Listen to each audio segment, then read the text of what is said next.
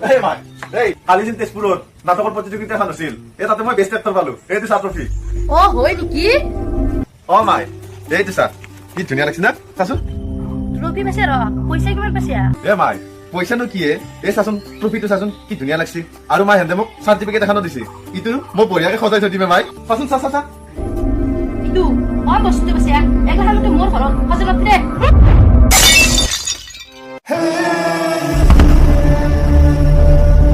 মাই এই ট্ৰফিটো একে তই হেৰি কৰিলি অপমান কৰিলি হা আরে এই ট্ৰফিটোৰ কাৰণে মই কিমান কষ্ট কৰিছো তই জানা দিন রাত করে রিহার্সাল করছিল এই ট্রফিটো পাওয়ার কারণে